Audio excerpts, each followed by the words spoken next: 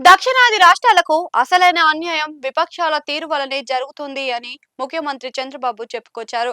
కోయంబత్తూరులో జరిగిన ఎన్నికల ప్రచారంలో ఆయన మాట్లాడుతూ దక్షిణాది రాష్ట్రాలకు అన్యాయం అంటూ మాట్లాడుతున్న పార్టీలు చివరకు మహిళా రిజర్వేషన్ల బిల్లు డిలిమిటేషన్ ప్రక్రియను ఆపేసి తీరని అన్యాయం చేశారని మండిపడ్డారు. 50% సీట్లు అదనం పెంచుతామని కేంద్రం చెబుతుంటే దానిని కాదని 2026 జనాభా లెక్కల ఆధారంగా డిలిమిటేషన్ చేయమని అంటున్నారు అని బాబు విమర్శించారు. నిజానికి కేంద్ర ప్రభుత్వం ప్రతిపాదించిన మేరకు కనుక డీలిమిటేషన్ ప్రక్రియ సాగితే దక్షిణాదికి మొత్తానికి 195 ఎంపీ సీట్లు వస్తాయని బాబు వివరించారు. తమిళనాడుకు 59, కేరళకు 30, ఏపీకి 38, కర్ణాటకకు, తెలంగాణకు 26 సీట్లు పెరుగుతాయని అన్నారు. ఇవన్నీ 50% సీట్లు పెంపు వల్లనే సాధ్యపడుతుందని బాబు వివరించారు. అయితే కేంద్రం డీలిమిటేషన్ లో ఇలాంటి ప్రయోజనం ఉంటే దానిని కాదనుకొని కాంగ్రెస్, డీఎంకే, టీఎంసీ, ఎస్పీ వంటి పార్టీలు దక్షిణాదికి గండి కొట్టాయని ఆగ్రహం వ్యక్తం చేశారు. మహిళల విషయానికి వస్తే 3 దశాబ్దాల వారి కోరిక అని అన్నారు. చట్ట సభలలో మహిళలకు రిజర్వేషన్లు ఇవ్వాలన్నది తన పట్టుదలగా చెప్పారు. అలాగే గతంలో నుంచి ఎంతగానో ప్రయత్నం చేస్తూ వస్తున్నామని, కానీ ప్రతిసారి రాజకీయ పార్టీలు కొన్ని అడ్డుకుంటున్నాయి అని ఆయన ఫైర్ అయ్యారు.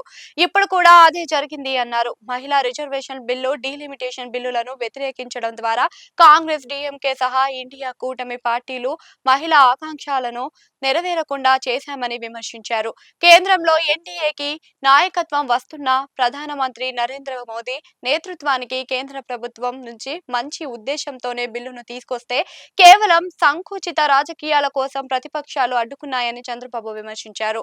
మహిళా రిజర్వేషన్ల బిల్లుకు ఎందుకు వ్యతిరేకించాల్సి వస్తుందో విపక్షాలు ప్రజలకు సమాధానం చెప్పాలి అని చంద్రబాబు డిమాండ్ చేశారు.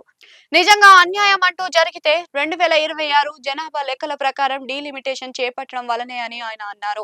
ఈ విషయంలో రాజకీయం చేస్తూ విపక్షాలు బిల్లులకు మోకాలాడాయని బాబు మండిపడ్డారు. మొత్తం మీద తమిళనాడులోనే డీఎంకే ఇలాకాలోనే బాబు డీలిమిటేషన్ మీద ఎవరిది అన్యాయం అనేది ఎవరిది న్యాయం అంటూ ఫుల్ క్లారిటీ ఇచ్చే ప్రయత్నం చేశారు అని అంటున్నారు. డీఎంకేని ఒక పొరుగు రాష్ట్రం నుంచి వచ్చిన ముఖ్యమంత్రి, కీలక పార్టీ నేత ఇంత సూటిగా ధాటిగా ఎదుర్కోవడం అంటే నిజంగా ఆ పార్టీకి ఇబ్బందికరమే అని అంటున్నారు.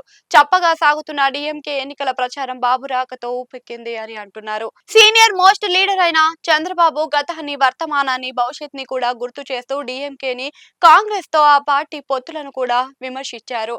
అంతేకాదు దక్షిణాదికి ఈ పార్టీలు చేస్తున్న అన్యాయం ఏంటో ఎండగట్టారు అని అంటున్నారు.